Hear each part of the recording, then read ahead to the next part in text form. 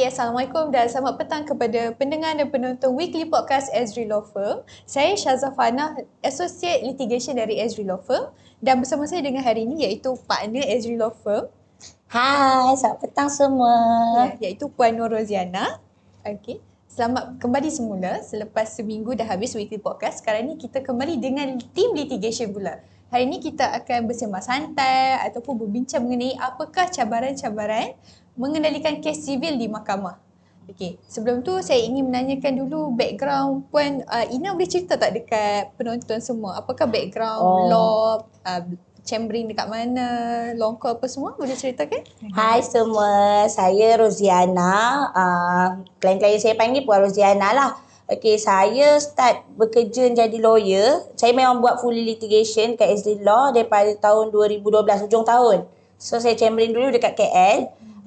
So kes-kes yang saya handle biasanya melibatkan kematian, pusaka, anggapan kematian, kes-kes general, rebut tanah, debt recovery, semualah kes-kes yang general. General ni maksudnya pelbagai. So untuk kes-kes yang macam tu saya buat. So kes civil lah, kes jenayah saya tak buat langsung. So that's why petang ni kita bincang apa masalah untuk kes civil saja. Kalau Syazah macam mana? Syazah practice dah berapa tahun, buat kes macam mana? Okay, kalau saya pula, saya start chambering dekat Alostar and then saya call to the bar 2017. So kalau kira betul-betul practice tahun tu 18 sampai 20, nak dekat 4 tahun lah sekali dengan starting dekat Ezri Law Firm.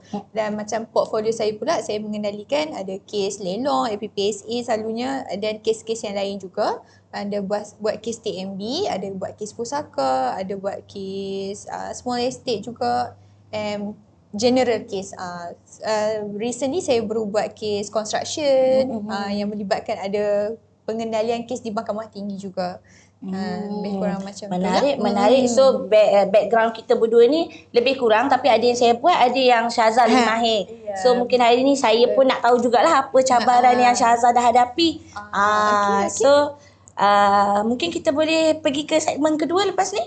Boleh. Nanti kita cuba dengarkan kedua-dua sekali apakah cabaran yang dihadapi ketika mengendalikan kes sivil di mahkamah.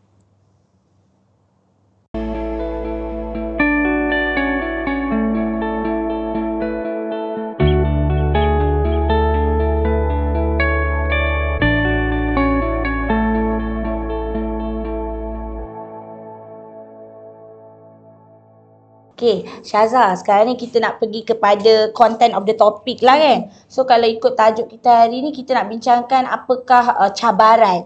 Syazah macam Syazah dah 4 tahun lebih mengendalikan kes sivil kan. Boleh tak Syazah cerita apa yang Syazah hadapi, cabaran-cabaran dengan mahkamah ke, dengan klien ke, ataupun dengan apa-apalah dalam bidang yang Syazah ceburi sekarang ni, portfolio Syazah. Boleh cerita tak?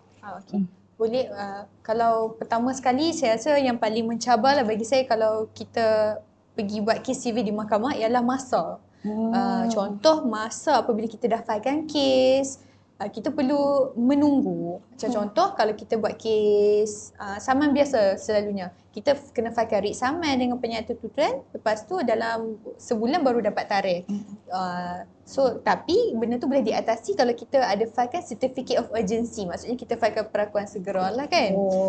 Tapi di sebaliknya tu bagi saya masa lah. Macam lepas tu kita pula akan pergi pula kepada cabaran dari segi apabila klien perlu akan selalu bertanya dekat kita bila kes nak berjalan, sedangkan ada masa yang kita kena patuhi. Mahkamah yang tentukan masa-masa tersebut. Dan lepas kita dah file writ saman, kita pula perlu menunggu pihak mereka sama ada mereka memasukkan memorandum kehadiran atau tak. Selalunya masa macam tu. Contoh ada satu kes saya buat kat Mahkamah Tinggi. Kes tu melibatkan saman jiran dengan jiran. So jiran dah tak sabar dah ni nak settlekan kes sebab duduk menyebelah kan. Jadi apabila tak settle lagi, dia keep tanya saya lah bila nak settle, bila mahkamah nak dengarkan kes. Itu cabaran masa. And dia lagi satu, penyelesaian kes masa pun mengambil masa yang agak panjang juga. Mengikut kalau masuk bicara memang mengambil masa yang agak lama jugalah. Itulah cabaran mengenai masa bagi saya. Dan nombor 2 pula, keberkesanan pelaksanaan ataupun apa-apa benda yang bila kita nak enforce ataupun kita nak mengesankan tindakan undang-undang tu. Macam contoh, saya peguam undang-undang, peguam lelong, mengendalikan kes lelong apabila kita dah nak lelong harta tersebut tetapi tidak berjaya.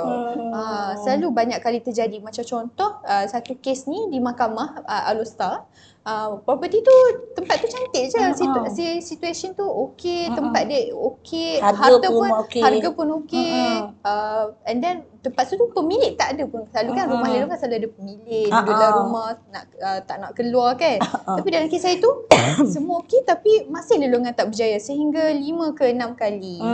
So untuk mengendalikan kes sivil di mahkamah memang agak mencabar dari segi kadang-kadang keberkesanan untuk kita membuat pelaksanaan kes tu tidak berapa berjaya dan kena berulang dan mengambil kos dan masa yang agak panjang. Jadi rugilah klien Syazah tu, dah keluarkan kos apa semua tapi tak dapat balik. Betul. Selalunya bila dah jadi cabaran macam tu, kita akan nasihatkan klien untuk stop lelong. Kita masuk ke kes biasa lah, kita saman secara biasa untuk dapatkan baki hutang tersebut. Itulah antara cabaran-cabaran yang saya hadapi sepanjang saya mengendalikan kes sivil di mahkamah lah. And then selepas tu yang saya rasa lagi mencabar dari segi kos dan masa yang klien berikan kepada kita. Macam itulah. Macam ada klien yang tak cukup peruntukan, dia akan tanya, dia akan query, dia kata macam contoh kita dah buat writ saman dan penyataan tuntutan dah sampai habis stage lah, contoh dah sampai penghakiman. And then bila kita dah hantar penghakiman tak dapat duit lagi. Dia kata kenapa tak dapat lagi duit? Lepas tu kita akan nasihatkan kalau macam tu you kena buat pelaksanaan lah. Pelaksanaan tu kena keluarkan kos yang baru lagi. Begitulah. So banyaklah duit kena dikeluarkan oleh orang-orang yang nak ambil tindakan ni. Betul. Itulah. So saya rasa pun saya punya cabaran pun lebih kurang macam Syazah jugalah. Satu duit. Bila nak ambil tindakan je, klien tu dia kena consider pasal duit. Contoh banyak kes yang hutang dia ala 6,000, 7,000, bawah 10,000, bawah 20,000. Lepas tu dia akan datang jumpa dengan kita lawyer sebab kes yang di atas 5,000 dia orang tak boleh buat sendiri. Kalau bawah 5,000 dia orang boleh buat sendiri, bawah tuntutan kecil kan. Yang tu tak apalah, tak payah pakai lawyer, dia orang buat sendiri. Pandai-pandailah usaha ikut je guideline dekat mahkamah semua. Tapi kalau bila dah 6,000, alah beza 1,000 je. Tapi nak tak nak terpaksa ambil lawyer. So lawyer biasalah masalah kena ada bil dia, ada cost filing apa semua. Jadi kat situ cabaran duit lah nombor satu. Kalau saya paling susah sekali nak encounter klien ni sebab diorang akan tanya pasal duit. Berapa kos kena keluarkan. So biasanya saya akan ceritalah secara detail kalau kes macam ni penghakiman ingkar berapa, kalau kata kes ni contested berapa. Takut nanti kalau contested akan lebih pula daripada nilai tuntutan dia kan. Akan lebih daripada tuntutan yang quotation yang mereka minta daripada kita tu. So memang kalau pada saya first stage dulu cabaran adalah klien tu sendiri sebab dia kena fikir dia kena keluarkan kos, berbaloi ke tidak. Lagi satu berbaloi ke tidak. Macam Syazah cakap tadi, keberkesanan kes sivil dekat mahkamah ni. Saya paling takut nak jawab dengan klien tau. Sebab terus terang cakap, kes sivil dekat Malaysia ni orang macam tak takut sangat kan Syazah kan. Kita hantar saman dia buat dek je. Lantaklah nak saman-saman lah kan. Tambah pula kalau jenis yang umur dah lanjut yang macam dah tak ada apa pun. Diorang tak takut dibankruptkan. Diorang dah tak ada apa benda yang nak kena sita kan. Jadi macam kat situ memang tak berkesan lah Syazah. Sebab tu lah kalau klien macam bising-bising dekat lawyer kata, kalau macam ni buat apa saya bawa pergi court? Macam rugi je kan. Atau kita memang tak ada orang kata nak bagi satu security tu tak ada. Kita memang boleh bawa ikut legal, bawa pergi court, tapi berkesan, berbaloi atau tidak, yang tu semua bergantung kepada respon pihak yang disaman tu. Lagi kalau pada saya cabaran juga macam Syazah kata tadi masa kan. Bukan tu 2 tahun PKP kan. Lama 2 tahun klien duk tanya. Bukan klien je duk tanya, kita lawyer pun mencabar juga. Tak ada income. Tak pergi court waktu tu kan. Tapi saya bersyukurlah sebab sekurang-kurangnya Malaysia dah improve dia kita punya sistem. Walaupun 2 tahun PKP tu kita tak pergi court tapi sebenarnya kes berjalan. Kita ada sistem e-filing, kita ada pengurusan kes melalui e-review. Betul. And then sekarang ni kita orang dah tak payah dah nak turun pergi Putrajaya apa semua kan, sebab banyak yang buy online. So memang bersyukurlah, sebenarnya ada hikmah jugalah PKP tu, di mana kita punya sistem online, sistem mahkamah semua dah improve. Kita boleh meneruskan kes dengan arahan daripada mahkamah secara online. So tu saya rasa agak bagus lah. Memang kita tabik jugalah pada sistem mahkamah. Lepas tu apa lagi cabaran lain yang saya rasa besar? Dari sudut ni, information. Kalau kes orang meninggal, orang meninggal, klien tak tahu tok nenek dia punya information. Ya, hierarki atas tu kan Puan. Lepas tu JPN pula, bila nak buat carian apa semua, dia perlukan maklumat yang agak detail. So kat situ memang cabaran jugalah. That's why kalau kita tengok dalam apa tu kan, Malaysia pernah keluarkan satu macam bukan statement lah, dia macam keluarkan fakta berapa banyak harta pusaka tidak dituntut di Malaysia ni. Sebab apa tak dituntut? Bukan sebab waris-waris tak nak, tapi waris-waris menghadapi masalah, dia tak boleh nak dapatkan maklumat. So kalau kes sivil, pusaka, estate matter apa semua ni sebenarnya ada sivil jugalah. Cabaran maklumat tidak lengkap tu sangat besar. Ya, betul. Dah tadi duit dah okey. Mungkinlah klien dah ada duit nak teruskan, tapi dari sudut documentation dan information tak cukup pula. Betul. So macam dia orang pun macam mana nak teruskan. Kita lawyer ni kena fikir lebih lah. Macam mana nak selesaikan kes tu kan. Tapi kita pun menghadapi masalah kat situ lah. Macam mana nak bantu klien. Kita try lah buat JPN search. Kita cuba kontak bahagian HQ, kuasa mati, JPN Putrajaya apa semua untuk tolong. Tapi benda tu memang mencabar lah. Mungkin ambil masa yang lama. And then kalau dah ambil masa yang lama pun belum tentu benda tu dapat. Kan banyak je kes pelaksanaan yang orang dah meninggal, tapi bila kita dah buat carian tak ada pentadbir lagi. So dah tak ada pentadbir, macam mana nak ambil tindakan tu? Bagaimana nak teruskan? Kan cakap situ pun dah problem dah. Lepas tu apa lagi kalau cabaran kes civil yang saya pernah hadapi lah. Banyaknya kes yang macam tanah tau. Macam kita nak halau orang daripada ni. Macam contoh tuan rumah ataupun tuan tanah kan. Dia akan rasa macam, kenapa susah sangat? Aku ni memang tuan rumah, tuan tanah. Tapi nak kena bawa pergi court, nak kena keluar duit apa semua. Tapi itu prosedur. Bila dekat Malaysia ni ada prosedur, kita kena ikut. So tu antara sebenarnya banyak lagi kalau nak cerita. Syahzad dah cerita sikit, saya pun dah cerita sikit. Saya rasa dah memberi gambaran lah kepada pendengar kan. Sekurang-kurangnya lepas ni kalau pendengar dengar kata, kenapa lambat. Inilah salah satu sebab cabaran kes-kes perundangan kat Malaysia ni. So lepas ni mungkin kita boleh bincang apa yang kita boleh atasi apa yang kita kurangkan. Betul. So tadi dah cerita pasal masalah. Betul. So apa yang kita boleh cadangkan untuk selesaikan? Sekali kita bincang. Boleh? Hi, my name is Abdul Farid bin Abdul Ghafur.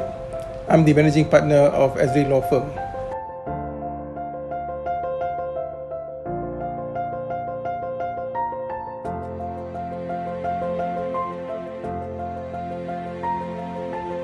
Ezri Law Firm and my previous firm, Farid and Company, amalgamated on 1st January 2023 to make a stronger and better team to serve our clients.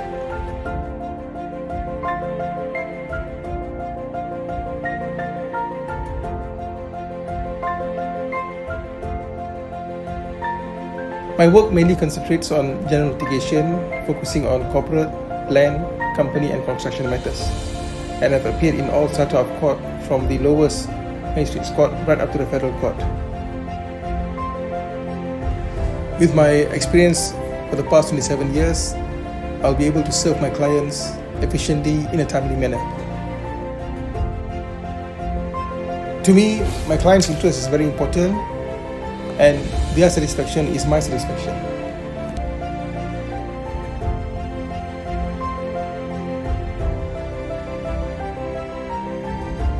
Okey, tadi Puan Nina kita ada sembang tentang cabaran mengendalikan kes sivil di mahkamah. Banyaklah cabaran yang kita hadapi kan.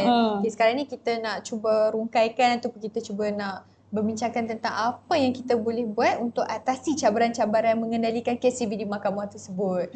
Okey, apa salah satu saranan Puan Nina? Okay, kalau nak ikutkan tadi kita banyak cerita kita yang encounter and ada juga yang klien encounter. So pada pendapat saya lah, kalau macam saya tadi kata cabaran untuk klien duit. Kadang-kadang kita kena fahamkan klien ni tau. Kita bila bawa pergi mahkamah, dia bukan isu pasal duit je. Mungkin dari sudut material, RM tu kadang-kadang tak dapat. Dah menang dah dekat mahkamah. Tapi orang tu tak bayar sebab orang tu tak ada duit. Lepas tu buat pelaksanaan pun tak ada duit. Tapi sebenarnya, impliedly lepas kita dah ambil tindakan dekat mahkamah tu, sebenarnya orang yang disaman ni, diorang akan ada bad record tau. So sekurang-kurangnya kita dah menyusahkan dia orang kat situ lah.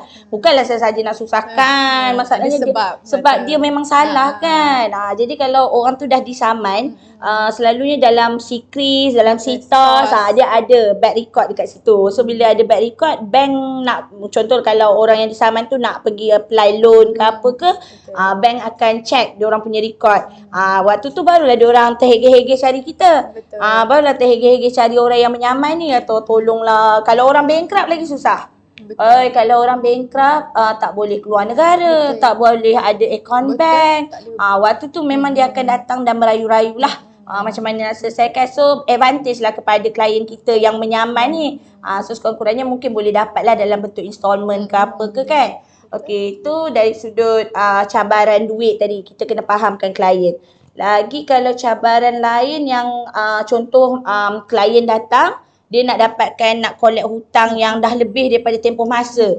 Kat Malaysia ni, nak collect hutang, nak saman, kena ambil tindakan dah tempoh 6 tahun je tau. Tapi kalau kata dah lebih 6 tahun tu susah sikit lah. Bila nak filekan saman, pihak sebelah sana akan argue, kata oh tak boleh dah tuntut, dah lebih masa. Tapi janganlah risau, ada alternatif lain. Contoh kalau macam bank lah biasa pakai. Kalau individu ni jarang sikit sebab bank dia ada a bulk of cases, ada banyak kan. So dia orang akan pakai debt collector. So debt collector ni pengutip hutang lah. That's why kadang-kadang yang macam ada orang-orang datang jumpa dengan lawyer kata, betul ke kami ni kena saman? Oh ni apa-apa semua-semua. Kadang-kadang benda tu daripada pengutip hutang. So kita akan tanyalah juga dekat klien ni kan, kata ada hutang ke, betul ke dengan bank ni ada hutang dah? Rupanya memang ada. Jadi kalau ada tu maksudnya tu pengutip hutang lah tu. Tapi pengutip hutang sekarang pun macam pandai jugalah Syazah. Dia buat documentation pun lah macam lawyer juga kan. Dia untuk meyakinkan peminjam-peminjam ataupun orang berhutang di luar sana untuk cepat-cepat selesaikan. Tapi advantage-nya kepada orang yang ada hak untuk hutang tu, dia boleh dapat balik lah insyaAllah lah. Kalau orang ni jenis orang Islam lah, contoh orang Islam kan macam bab hutang ni kenalah settlekan kan. So berkesan jugalah. Lepas tu kalau lain macam dari sudut masa tu kan, saya rasa sekarang ni kita much better. We are improve compared to previous time. Contoh kalau dulu kes makan tahun kan, saya boleh kata kes sekarang sebenarnya agak laju. Agak laju sebab bila dah ada bantuan sistem apa semua kan. Macam Syazah kata tadi, kalau kes tu urgent, kita masukkan certificate of urgency, masukkan reason kenapa nak cepat apa semua, mahkamah boleh consider. Dan saya rasa agak bersyukurlah sebab mahkamah ni dia akan tolerate juga. Kalau kes tu perlu dipercepatkan, dia akan cepatkan. Jadi dekat sini saya tak nampak lah kekangan dari sudut masa tu. Kalau compare dengan dulu lagi teruk lah. Sekarang better. Sebab mahkamah ada KPI, hakim ada KPI, lawyer pun duk kejar KPI kan. Jadi dapatlah memudahkan klien. Klien tak perlu nak tunggu lama-lama sangat lah. Kalau macam Syazah pula, macam mana? Syazah rasa kalau daripada tadi yang cabaran-cabaran yang Syazah dah terang tadi tu kan, Syazah rasa macam mana nak improve? Macam mana nak selesaikan cabaran tu? Betul, macam tadi saya bagi tahu, salah satu cabaran yang hadapi apabila kita perlu berulang kali menjual, mencuba melelongkan satu hartanah tu kan. Macam saya sebut tadi, saya lawyer lelong. So apa yang saya boleh atasi, saya akan nasihatkan klien saya untuk lantik ejen.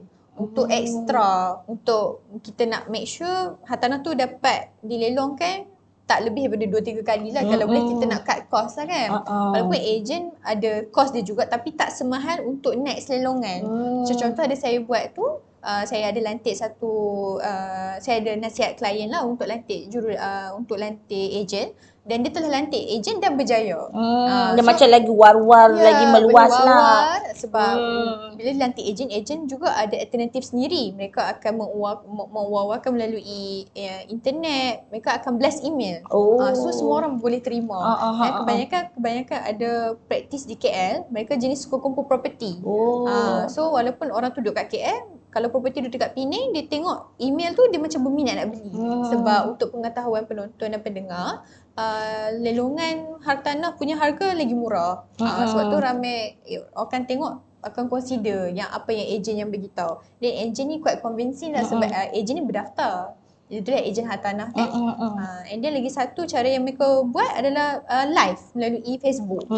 Saya akan dapat email, macam contoh nanti saya akan ada lelongan pada 9 Disember 2023 ni, ejen juga yang dilantik untuk mengeluarkan. So ni adalah salah satu cara untuk mengatasi cabaran dari segi untuk melelongkan hartanah lebih daripada 3-4 kali. So kita nak cut cost, keberkesanan nak cut tu lah. ya, betul. Nak keberkesanan. Dan lagi satu saya rasa yang boleh kita atasi cabaran yang saya sebut tadi mengenai masa menunggu apa semua tu, kalau boleh kita dapat settle secara elok dengan contohlah oponen belah sana nak settle secara elok. Itu pun salah satu yang kita boleh cut cost and cut masa jugalah. Kita nasihatkan klien boleh tak kalau agak-agak settle secara elok, masuk dalam mediation ke apa, itu pun sebenarnya boleh cut cost. Dekat mahkamah pun ada sediakan alternatif mediation ataupun dalam bahasa Melayu mediasi, di mana pihak-pihak boleh berkumpul dan dikelolakan oleh pihak mediator untuk dengar kedua-dua belah pihak punya tuntutan, apa yang mereka mahukan, dan akan diselesaikan oleh pihak mediator tu. Itulah salah satu yang alternatif saya rasa alternatif. kan. Selain pergi mengendalikan kes civil di mahkamah, boleh cuba alternatif untuk masuk mediasi. Macam tu. So dia lagi cepat lah kalau kes tu Betul. dapat selesai secara baik. Kalau contoh bicara tahun depan, tahun ni dapat masuk mediasi, dapat selesai. Dapat settle. Bayar lawyer pun Betul. separuh je lah kan. Itulah cut cost sikit lah kan. Boleh. Okey. Baguslah macam tu. Maksudnya mungkin kadang-kadang orang tak tahu benda ni kan. So kita akan bagi tahulah apa yang diorang boleh buat untuk mengatasi cabaran melibatkan duit, masa, tenaga. So betul lah macam Syahzah cakap tu. Kadang-kadang kes kita banyak je yang habis di pertengahan kan. Betul. Tambah-tambah pula kalau kes melibatkan keluarga. Betul. Selalu Saya je setuju. hakim mahkamah kata boleh tak selesai secara baik sebab kes ni melibatkan keluarga kan. Kalau ibarat menarik menarik rambut dalam tepung.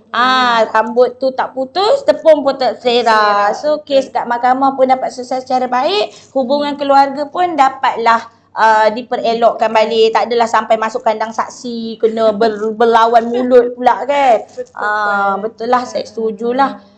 Saya rasa macam banyak jugalah kita dah cerita ni kan. Banyak kita kupas isu-isu mengenai cabaran mengenai kes sivil dan juga apa yang kita boleh atasi dan saya rasa itu sahaja kot daripada Puan Ina dan juga saya. Kalau nak cerita sebenarnya banyak lagi. Betul. Tapi saya rasa apa yang kita dah cerita ni memang dah cover dah. Untuk pendengar dan penonton dapat general idea tu memang dah boleh dapat. Tapi apa pun cabaran-cabaran ni sebenarnya case on case basis. Betul Puan. Kan? Kalau ada setengah kes tu kita cerita tadi general je. Tapi ada lagi yang lagi mencabar, lagi dahsyat.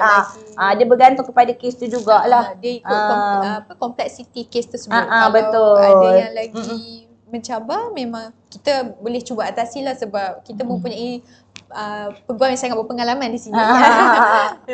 Okey. So saya rasa mungkin topik kita hari ni kita dah boleh simpulkan lah kan. Walaupun ada banyak cabaran dekat dalam sistem perundangan dekat Malaysia ni, terutama kes civil macam saya cakap tadi, ramai orang tak takut. Kadang-kadang ada yang takut tapi dia tak ada duit nak selesaikan. Jadi macam reda je lah, nak saman-saman je lah, nak lelong-lelong je lah kan. Macam Syahzah dah buat kes lelong kan. Sebab diorang dah tak ada cara, diorang dah tak ada ni. Tapi kita nasihatkan kalau ada pendengar apa semua terima saman ke, bakal disaman ke ataupun ingin menyaman, apa-apa jumpa lawyer. Sembang dengan lawyer. So lawyer akan advise apa yang paling terbaik. Mungkin kalau kita tak mampu nak bayar, kita boleh buat secara installment. Tak perlu sampai keluar masuk mahkamah. So ini adalah salah satu cara untuk menyegerakan juga kes-kes macam ni. So kalau Syahzah pula, Syahzah apa yang saranan Syahzah boleh bagi dekat pendengar? Kalau saranan macam Puan Ina baru beritahu sebentar tadi, kalau boleh jangan biar lama-lama ataupun pergi jumpa lawyer cepat-cepat. Kalau saranan saya lagi satu adalah dengan cuba buat sehabis yang boleh, buat sehabis yang baik untuk cuba menyelesaikan kes tersebut. Kalau rasa jumpa lawyer takut ataupun kan ada orang sekarang ni macam jenis takut nak jumpa lawyer kan. Sebenarnya buat apa nak takut, lawyer ni lah yang akan tolong. Sebab kalau jenis diam ni, saat lagi tiba-tiba dekat mahkamah dah menang tanpa bertanding dah orang yang menyaman tu. Dapat penghakiman ingkar terus. Takut penghakiman ingkar. So saya sarankan kalau contoh dapat surat pindah bank, kalau takut nak jumpa lawyer, boleh jumpa terus dengan bank tersebut. Jumpa dengan sesiapa yang menuntut dengan pihak pendengar dengan penonton tersebut. Boleh direct je kan. Boleh direct. Takut jumpa dengan lawyer, tahu ada buat salah, tahu memang kalau pergi mahkamah pun akan kalah, cuba bincang balik dengan pihak tu. Sebab kalau bincang dengan pihak tu bukan setakat untuk bertanya mengenai kes tersebut, tapi untuk mendapatkan kepastian. Kadang-kadang tengok hutang dah settle tapi sebenarnya masih disaman lagi, kita nak clarify benda tu. Betul. So samalah juga kalau dapat surat saman, agak-agak tak yakin, tata scammer ke apa ke kan. Jumpa jugalah dengan lawyer. Jumpa ni Azri Law Firm ni. Ada banyak branch kat Malaysia ni. Promote pula sikit. Promote. Okeylah, saya rasa tu je lah untuk topik kita hari ni. Saya rasa kita dah kupas banyak dah. Tapi kalau nak lebih detail, jangan malu, jangan segan, boleh hubungi kami, Tuan Azri Law Firm. Dan layari kami punya media sosial, ada di Instagram, ada di Facebook. Okey. Itu saja daripada kami. Terima kasih. Assalamualaikum. Assalamualaikum.